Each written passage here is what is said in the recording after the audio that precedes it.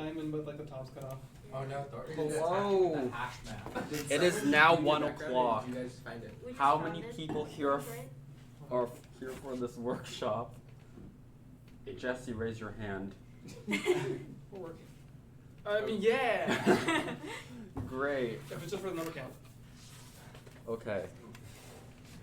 So today we are gonna teach you about advanced code organization.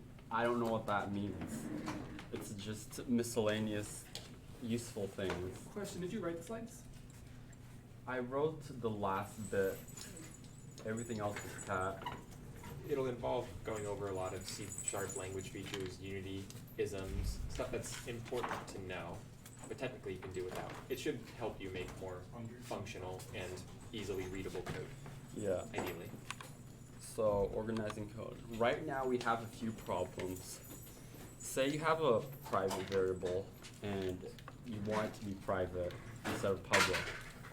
But then you won't be able to set the values in the editor because so far we've been just using public variables to Pass set. everything. Yeah.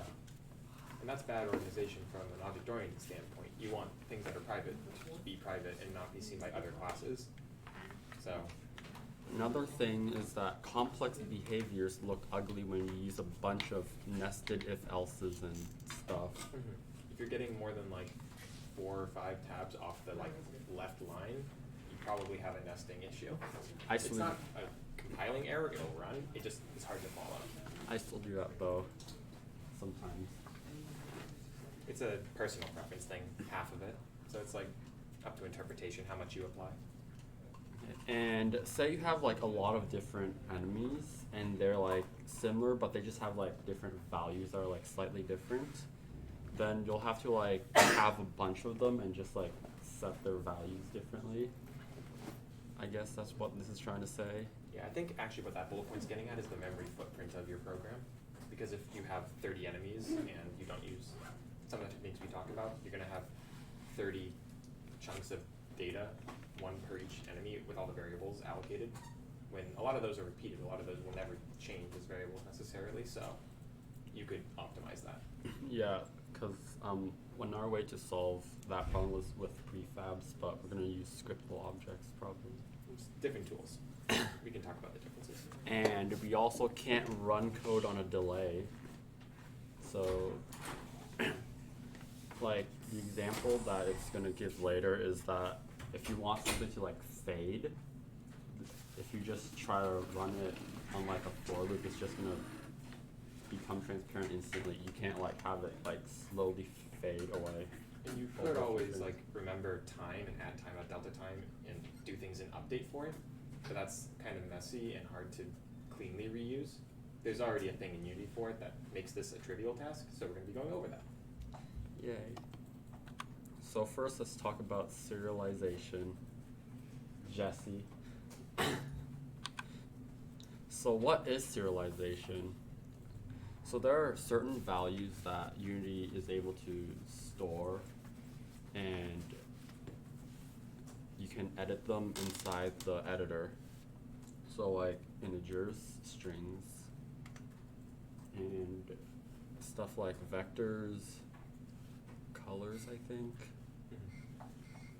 and other objects, or well, the way they store these, yeah.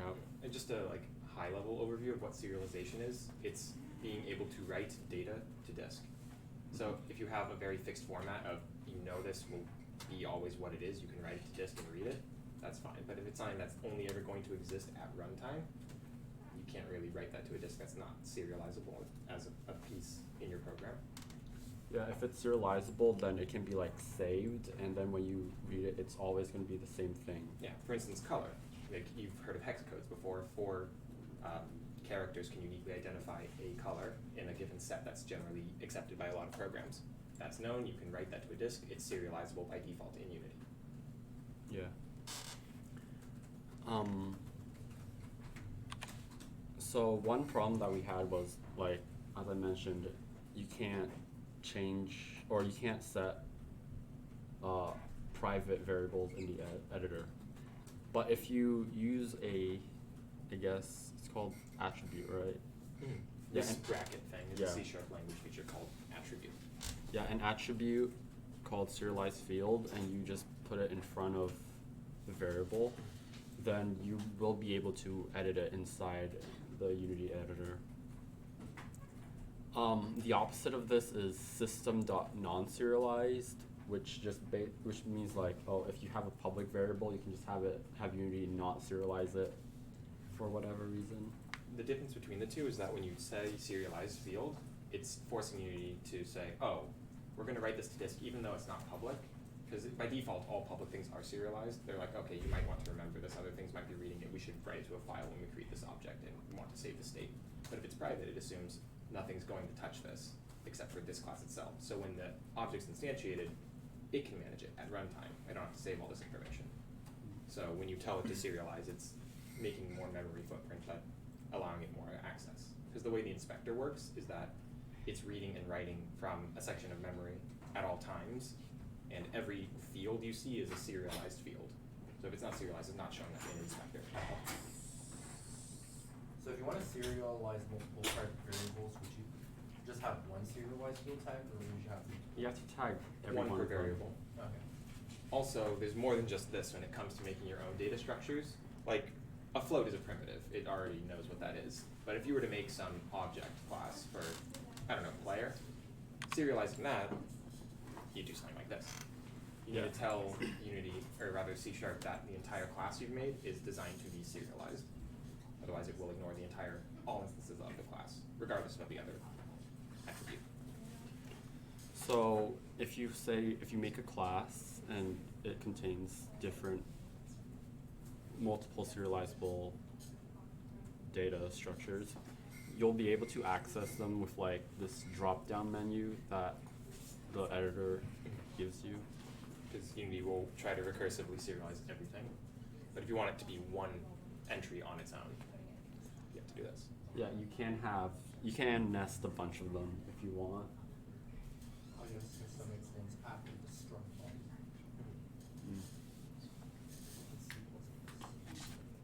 I think serialized field is a Unity thing, but System.Serialize is a C# thing in Yeah. general. So is System.non-serialized. Yeah, anything that's system dot belongs to the system, belongs to the namespace of C#. Okay. Well, let's give an example, I guess.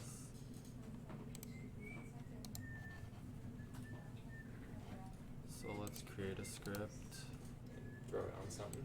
and create an object.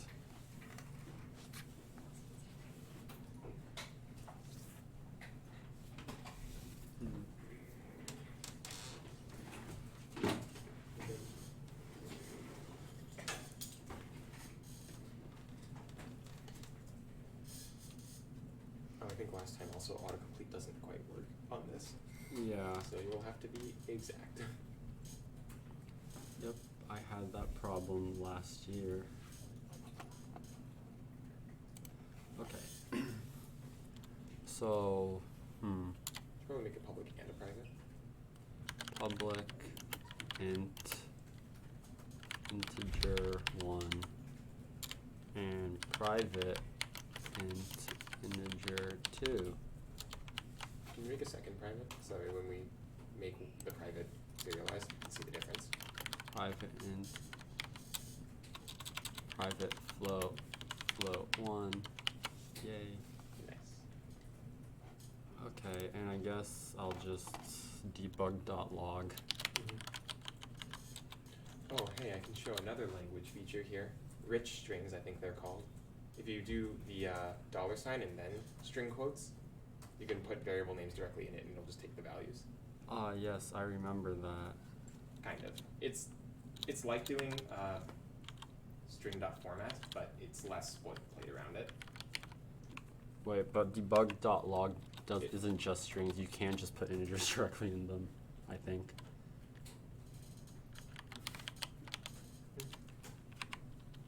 I think you can put single objects and it'll call toString on it. Yep.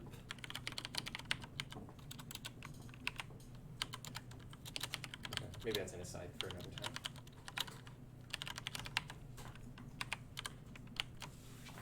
Okay. So if you go back and you take this object and you attach this, you'll notice that, oh, it only shows integer 1. And I set it to 5. Save it. Out of curiosity, what will the other numbers print as? The ones that we didn't. Yeah, set the a value private for? ones, integer 1 and float 1. It wouldn't be set to anything. Because you didn't set them to anything. We didn't set them, but in creating them, there is a value always associated as default. 0. Yep. Yeah, I think it'll be 0 and 0.0 kilobytes. But when you handle serialization, you generally don't want to fight defaults.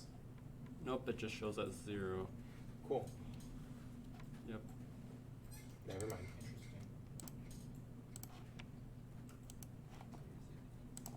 And you can say take the flow and serialize field.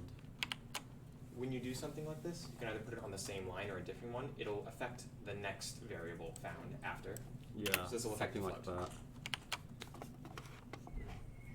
And whether you put it on the same line or different lines is up to personal preference.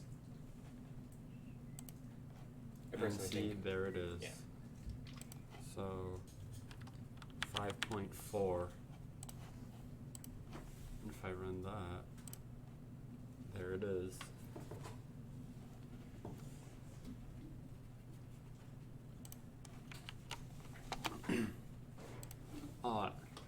Let's confuse you for a bit. There's a attribute called hide in inspector.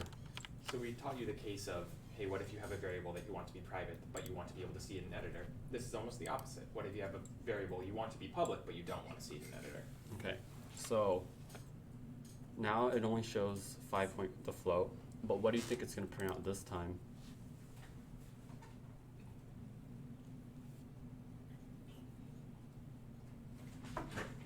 Wait, do it again. Do what again? I just want to see in the inspector, like, what it is right now.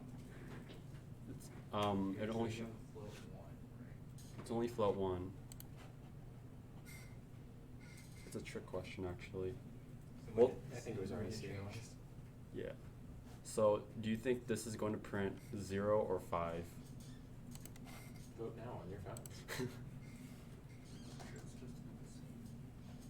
The answer is it's going to print out 5. Yep. Why? Because he set to 5 before, he just Yep. hit it. Okay. Now, if I change this to system dot, Is a hide inspector all the first letters capitalized? Yeah. Yeah, camel case. but if I set it to system dot non-serialize, then I try again. Unity's forgotten about it. Now it says 0.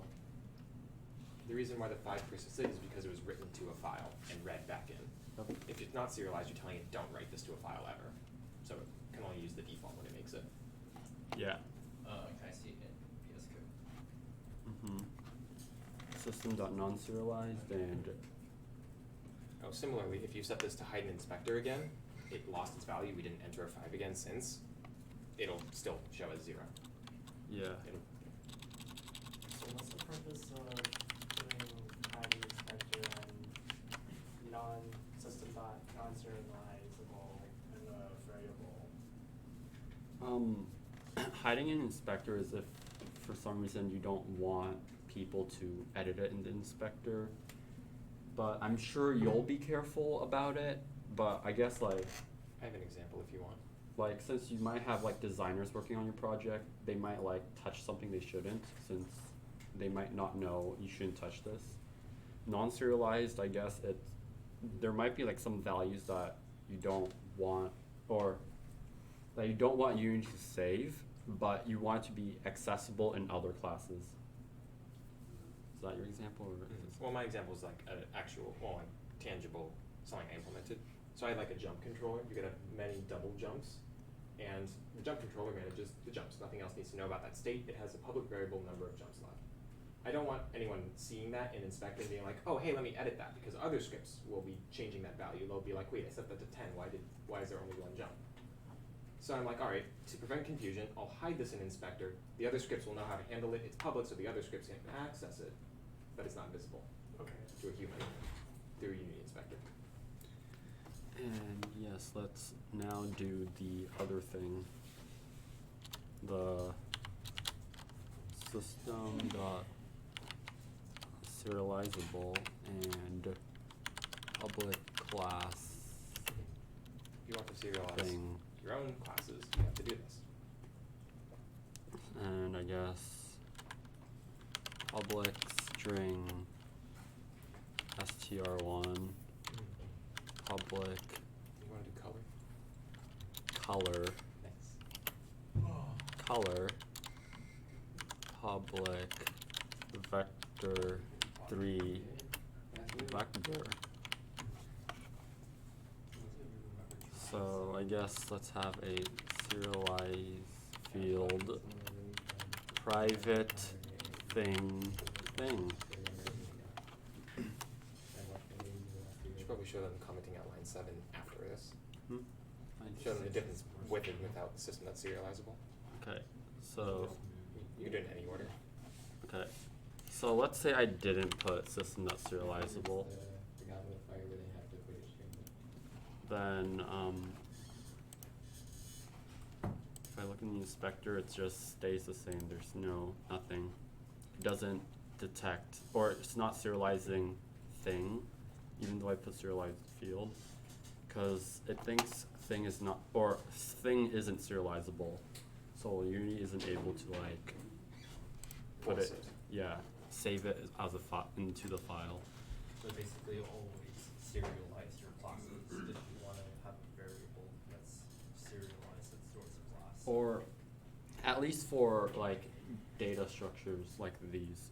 For like your Anything. your component classes, it's slightly different. I'll show you later. Do you mean templated classes? No, I mean like your scripts. Oh. When you're trying to like reference other objects, which I'll show them later. But now you can, there's now a thing, and you can set a string and a color. If the data structure you set to be serialized is made up of fields that are all serializable individually by Unity, it will use those field editors that are already there. For instance, color already has a picker and everything associated with it because Unity recognizes, oh, hey, we know how to deal with that. Can you serialize a class, but only serialize certain attributes of that class? Yes. Precisely. So if you don't want the string to be serializable, you just put, I think it was, The system dot. yeah, system.non-serialized. Oh, so some of the autocomplete's working today. Or, no, because it's a C#. Oh, right. Yeah. So yeah, now thing doesn't have a serializable string, so it's not showing up there. It's still part of that instance, but it's not being shown here, Mhm. written to a file at all. And yeah, you can access those with like thing.str1, thing.color, and thing.vector. Okay. That took a while. And yeah, you can also serialize arrays. If you do it in Unity, it lets you like set the size and set each individual elements. The default inspector for that's actually pretty nice. You can have arrays of custom data types and it'll just make all the things. So you can also reference other objects with SerializeField or public. And this is a better alternative to GameObject.find. So It depends. It's different, but this is dragging references manually. You'll always have the exact reference of the object you assigned when you gave it its assignment here. But it doesn't have flexibility to change out the entire object if it made it the same. It really depends on the system you work with. Though in general, this will break less and be more optimal because it doesn't have to do an operation to find your thing in a scene. It could be less than O of N, but it's at least not O of 1. If it has the already address of the thing it's looking for. So Okay. So here I'm gonna take the other object and print out like is their name. Does that work? There's a game object.name, right? there's name on everything. Okay. I'm pretty sure Unity made its own extended version of object that's capital O object, and everything is a capital O object. And the capital O object has a name on it. Yeah. So It's because everything's made out of that. Everything has a name. so now you can you'll see that there's other here and it says none and in parentheses game object, and you're able to like either click on that to select something or you can drag it in. I like dragging in better because it's well I just do it more. And so I am having it so that it prints out the name, but and let's see if it does that, and it does exactly that. Can I actually test something I don't know? Yeah. I know by default that circle, when you click it, will populate everything of type game object in the scene. Mhm. But if you had a game object in the asset database, are you allowed to assign that reference? Game object. So like, So like if a you made a prefab. prefab here, just drag something in, and then go back to your script. Are you allowed to drag that game object in? You should. Okay. So yeah, you can also reference prefabs with this as well. And another thing is, if instead of just putting game object, you put like a specific script or component, like transform, then type mismatch. 'Cause It already serialized an object of a different kind. Yeah. So when it went back here and we changed the type, it's yelling at us. you'll still be able to drag, or you'll only be able to drag objects that have that component. So like, We dragged in Another the object. entire object, but that has a component on it, a transform. So Yeah. it's directly referencing the transform, not the object. yeah, you can still access the object with like other .game object, but That's a transform thing. It's only because transform has a member variable of game object. actually all Really? components do, I think. Never mind, that's really cool.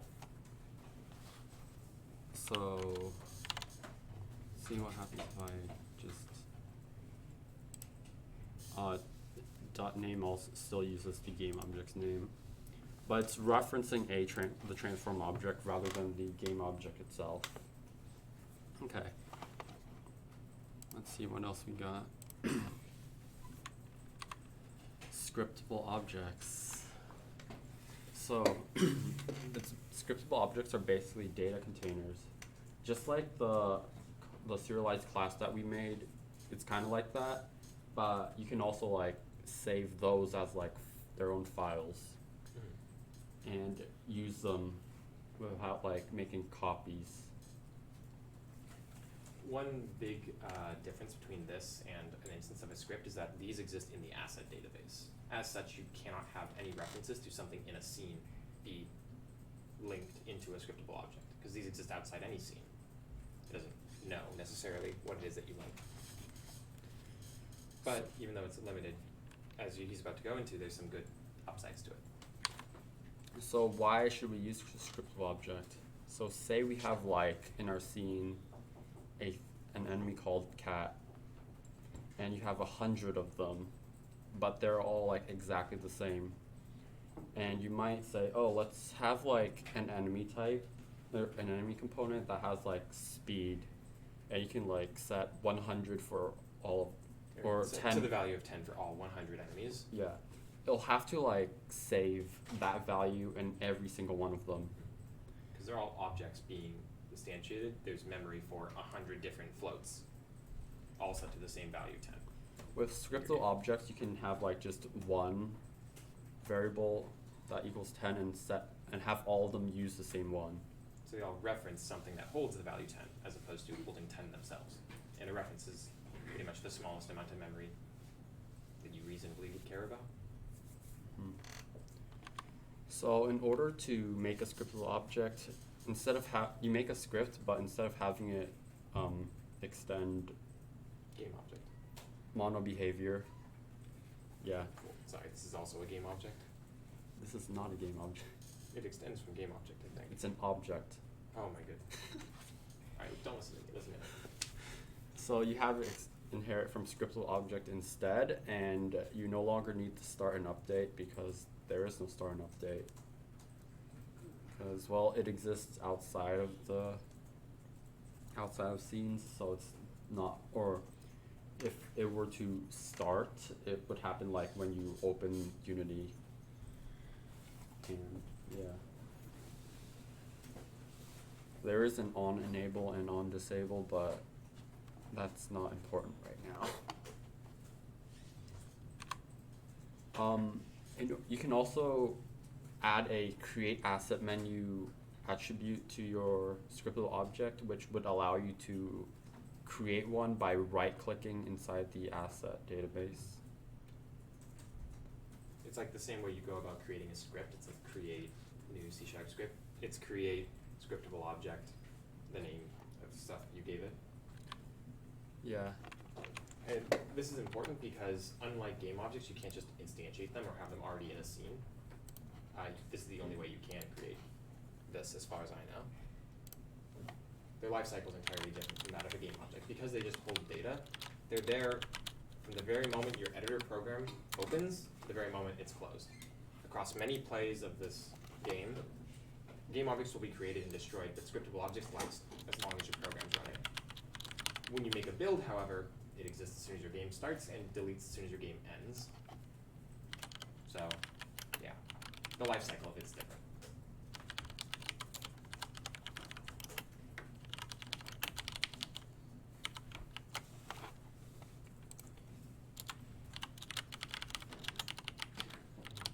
And this create asset menu thing is actually not optional. You have to do this in order for it to show up in your create menu at all, otherwise you're not going to get an instance of your scriptable object.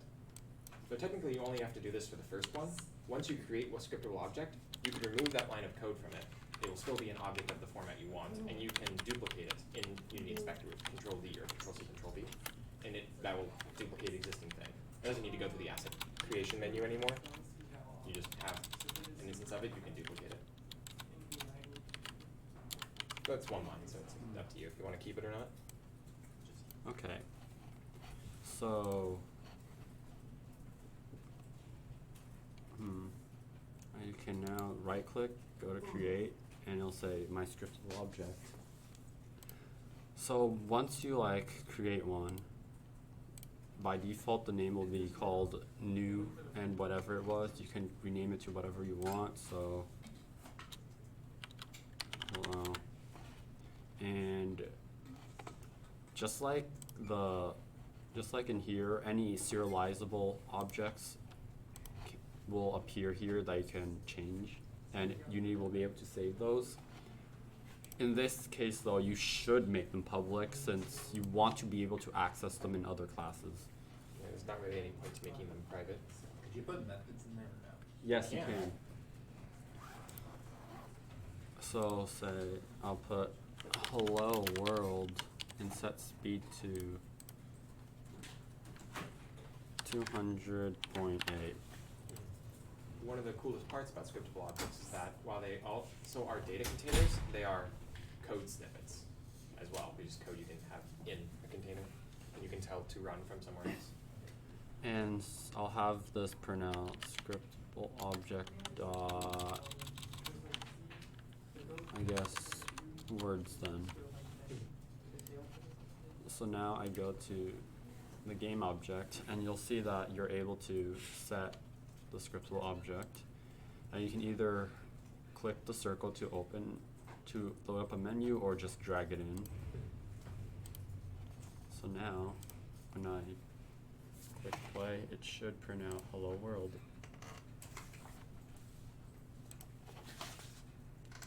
Where did the print happen?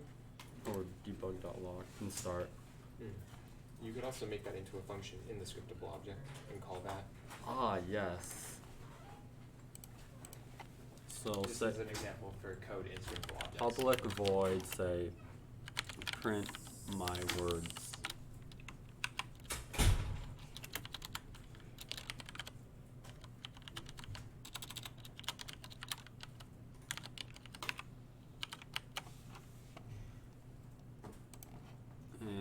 instead of just doing that, I can do scriptable object dot print my words.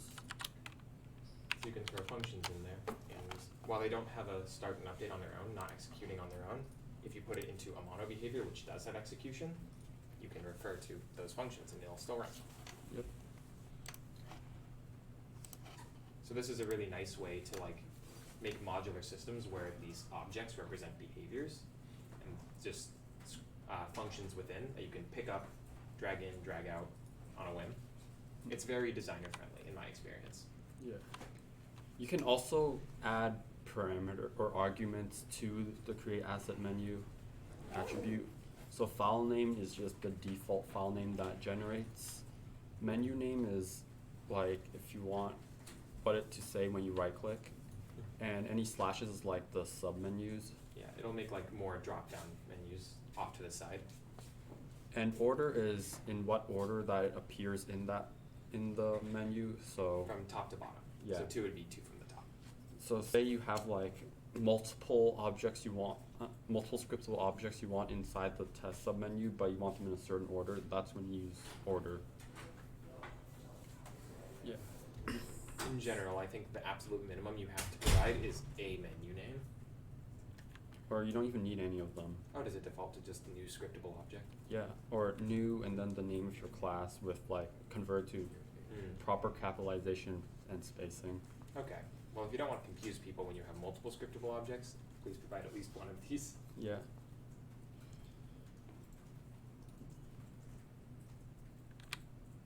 So yeah, this is how you use them. You just create a class, or yeah, We did this. and then you have. Does that say public? It's serializable because Unity makes all public serializable, but it wasn't explicitly said. Yeah. I use serialization. Oh, here's a warning. Normally when you're editing things in play mode, when you change something and then you exit play mode, everything goes back to what it was before you started playing. However, if you change anything inside scriptable object, it will stay even after you exit the play mode.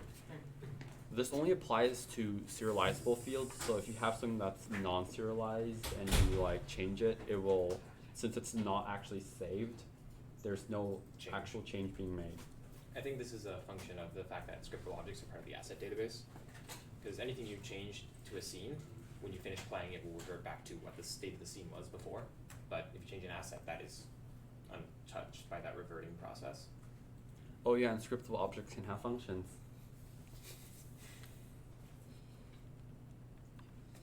Yeah, we showed that before, but it's pretty fancy, so we said it twice. Okay, enums. So why would we use enums? Well, what is an enum? Well, enums are basically just fancy integers. Yeah, actually, they're just named ints. Yeah. So say you have like a player state and you can have it be like on the ground or in the air. Normally, or like sometimes you could set it to be integers, so you can say like if they're on the ground it's 0 and if they're in the air it's 1. And I guess you could like set named constants that equal 0 and 1 for this, but it might be slightly harder to read. And also if you're using them inside the editor, it will still show up as 0 and 1. It's not going to use the constant names. Yeah, you could do things like booleans to track that, but generally you use enums when you have more than 2 states and you want to be able to uniquely identify them. So that way you don't have to tell all your programs, oh no, I swear, 1 is for enemies, don't select that. Here, their names are already with the states, so you don't have to have that mapping. It's inherent. And you're also restricted to like the ones that you did name. So if you're using int, you are able to set like 300 even when you only have like 0, 1, and 2. Yeah, I mean, you can cast an int to an enum, and if you have that many enums, like members specified, it'll cast directly to it. But generally, C# as a language will always allow you to specify the name and it'll know it's the number. you don't ever have to actually work with the number. The whole point of it is that you're working with a name, and under the hood it manages the details of which is which, but it's a named choice, Yeah. a set of choices. Most of the time when you're using enums, you're just comparing them with each other. Mm-hmm. Or I think the only time that I've ever like used convert an enum to an integer is for like array indexing. You can technically store state information in enums because while they all are sets, they're ordered. So you could be like, hey, I have an AI state machine that each state leads to the next. As a state, we identify that with an enum. So you say, if it's this state, do this behavior. Else, if it's that state, do that behavior. And every time it ends one, you want it to go to the next.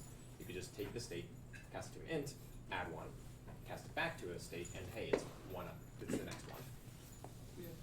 We'll go more into state type stuff with enum specifically. So here's an example of how you use enums. So you just have enum, that should be lowercase, and then the name of the type, so like fruit, and then you list the values.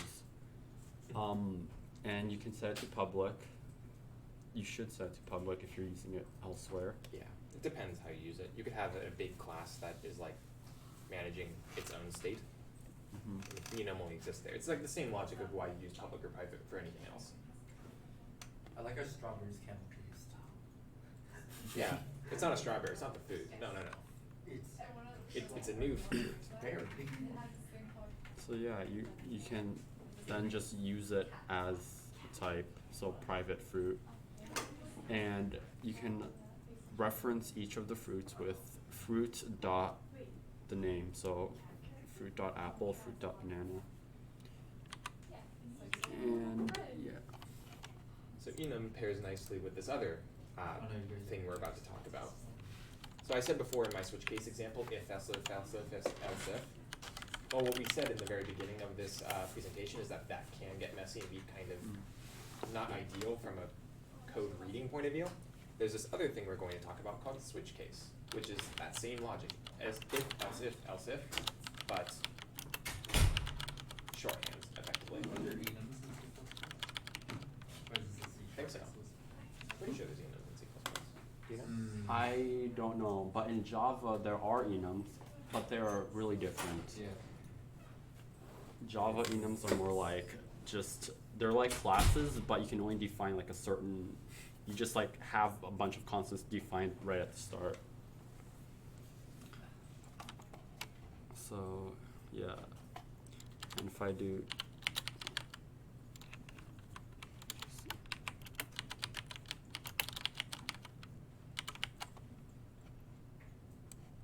Oh, you need a name to that. That's the type, right. but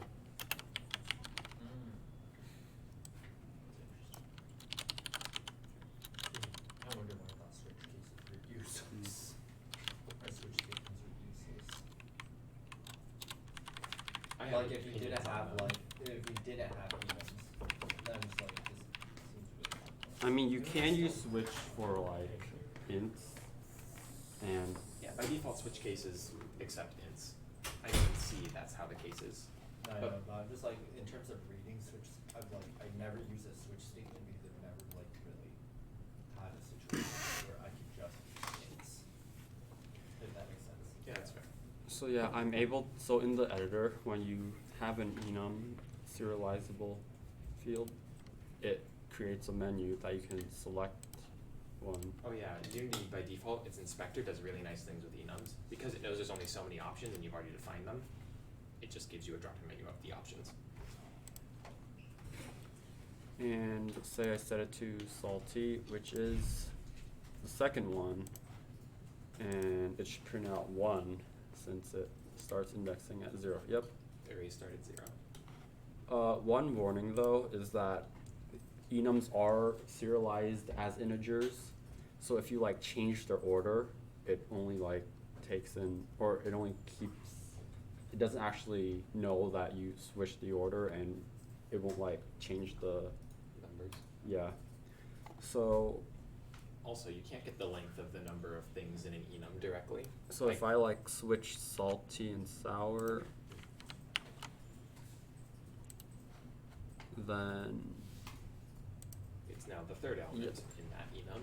but it saved 1 as the taste, so it's changed it to sour. So is your way reinitialize it so you avoid this issue?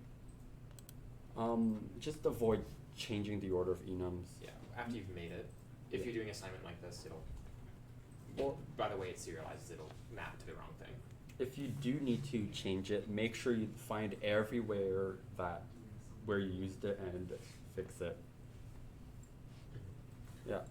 One other limitation with enums that I was mentioning is there's no known length to one. There's like, you can't do taste.length.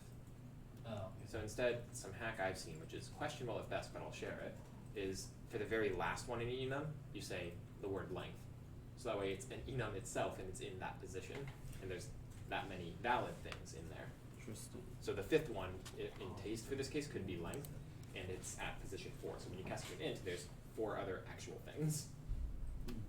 Oh, yes, So yes, now we can use case and switch. So Do you know normal. what case and switch is? I know. Okay, if you don't know what case and switch is, then you might use like if-else blocks for using enum. So say if you're saving like the player state, whether they're in the air or on the ground, you might do like if player dot state is state dot in the air, then do this. Else, if it's the other one, do something else. If there's more states, then yeah. A more elegant solution was to use something like this, a switch case. Basically, in a switch statement, whatever you put in state is compared with all the cases. And if it matches, then it will jump to it. It maps pretty directly to like assembly logic almost. It's like conditional jumps down to the thing associated with the variable you have, and then break to get out from there. Yeah. If you don't have break, it will just keep going. It's not like an if-else statement. I'm fairly certain C# actually gives you a compilation error if you try to remove breaks from this. Because I had some logic recently where I wanted it to overflow, but it didn't want to let me. Interesting. It's bad design to do that. Don't be me. Don't keep your breaks in your switch statements. Isn't that what multiple ifs are for? Like just ifs after one another? Yeah, pretty much. And if it doesn't match any of them, say you have like a third state that you didn't list, then it will jump to default instead.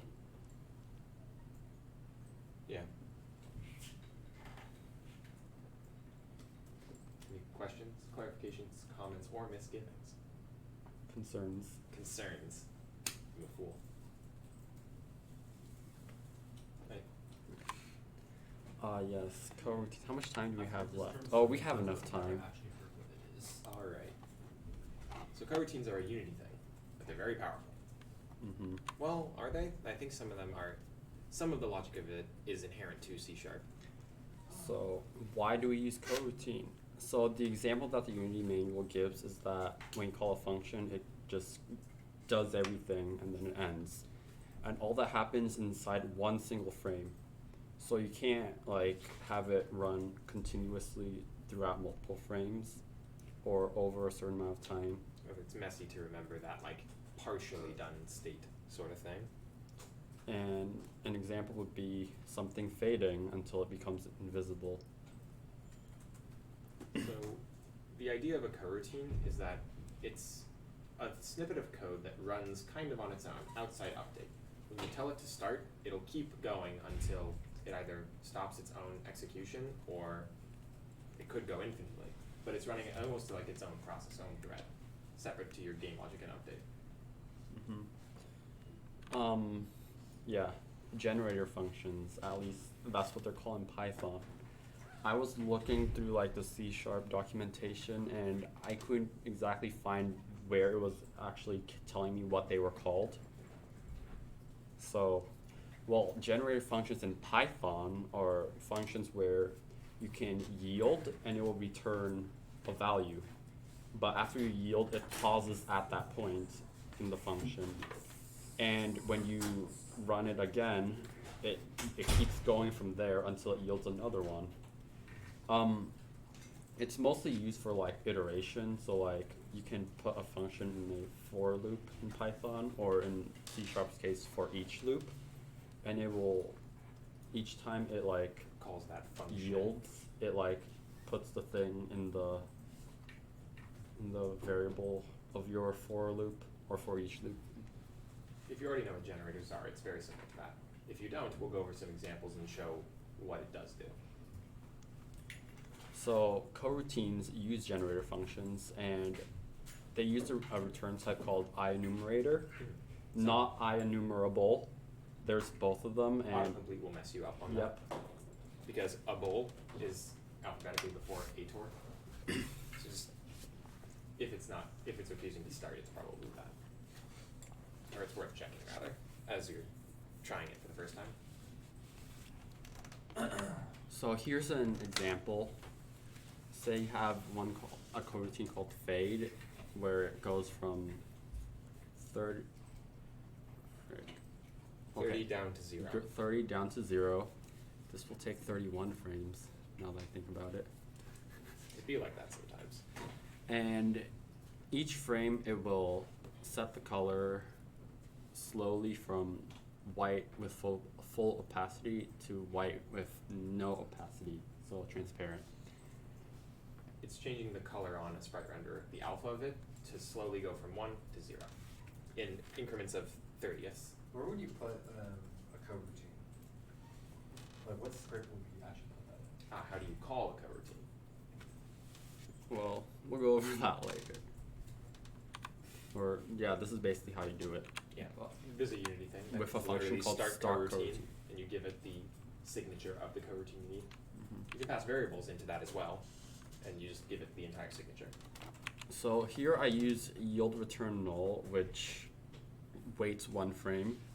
There's other functions or other. I didn't know yield return null waits for end of frame. I thought you had to do yield return this, new wait for end of frame. Actually, anything you yield return will wait only 1 frame, except for these. Like, we just use null because it's default, or it's not an object. You could use 0, but I think that's a tiny bit slower since 0 actually has like memory associated with it. Right, it's not the null pointer. So Data. wait for seconds just waits for seconds, but this is like, A float. yeah, X is a float, but this one is frame rate dependent. So this is actually like if No, you're it's running. not frame rate dependent, it's time scale dependent. So it's Yes. obeying Unity's time.timescale thing. If you set that to 0.5, suddenly your time will actually be twice as long. That's how timescale works. No, it's more like if your game, or I was thinking if your game is like lagging, then wait for seconds will actually wait like slightly longer. I tested this, I think. Maybe it's Unity tweaking timescale under the hood. Maybe.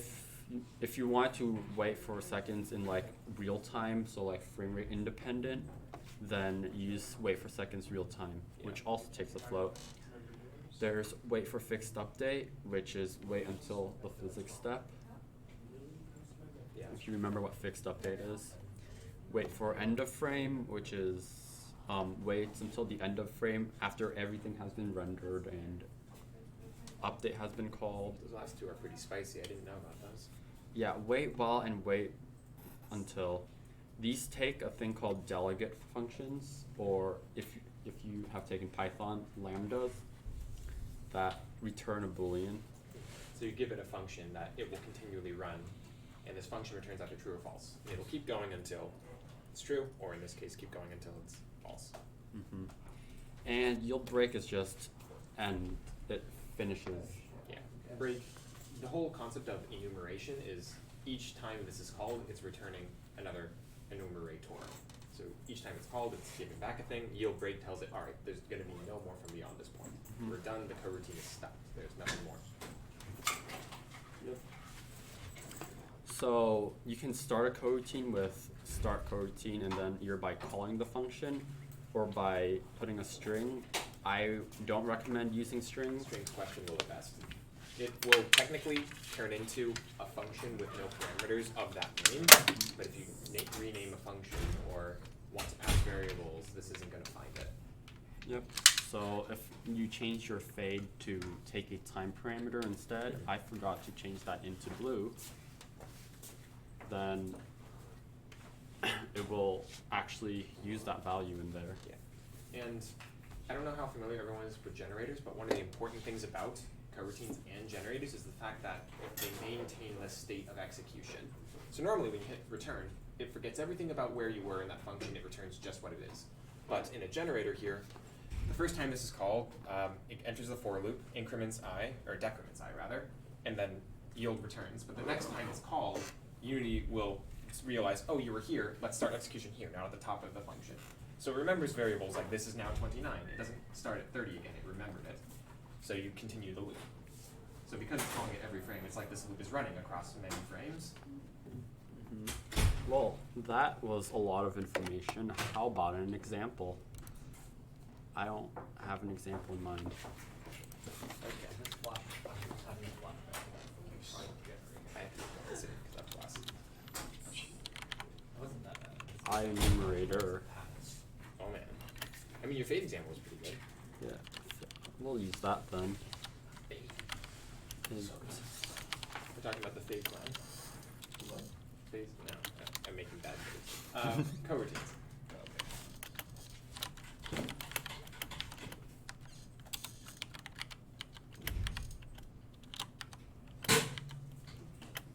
Minus I. Yep. There has been times where I was trying to decrement and I forgot. It's actually really funny in a loop. That third part, you can actually put whatever you want in there. Because if you're using anything that isn't a primitive, it doesn't know what decrement and increment is on that. It lets you define whatever function is to decrement increment. So you can just Okay. have a function call in there for absolute nonsense. I'm gonna have to remember to add a component. You could also pass that in. Ah, yes.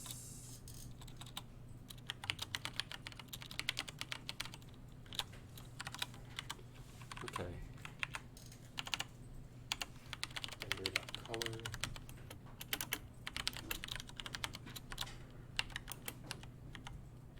Oh, how about instead of having it fade to transparent, have it like have the red part of it? Oh, you could do it lerping. Colors can lerp. Yeah. So it's capital C color dot capital L lerp.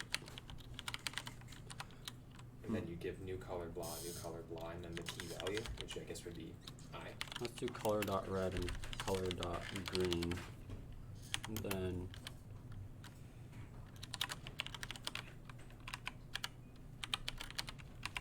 yeah, we have to cast one of them to float, otherwise it will like Integer division.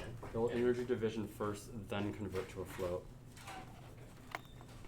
Okay, and I guess I'll do it in start. So You can start a coroutine from anywhere, because it runs on its own. You don't have to worry about it being an update or fixed update. let's have it over. Anywhere there's execution, as long as you get the one line off, it'll get its whole thing off. Okay, let's fade it over 3 seconds. 180 frames. Add component, sprite render. Yeah, it needs something to do that too.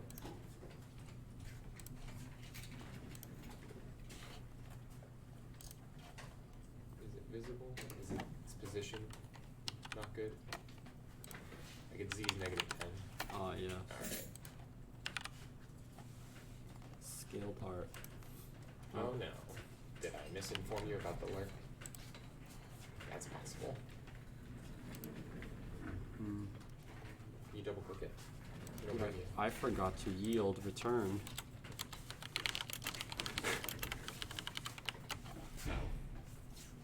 Yep. Yeah, so if you have like a generator function and you don't yield return anything or yield break anywhere, then it will give you a compile error. It's like making a function that's not a void and then not returning something from it. Whoa. The future's now. Yeah, it turns from green to red. And it's independent of update and everything, so you can just fire this and forget it, and it'll make sure it gets there at the speed you expect. Can I see your code? Yeah. I need to get going to a box now. Okay. Thank you. This is where I start the coroutine, and this is the coroutine. Yeah. Any questions? You gave like a lot of information. Yeah.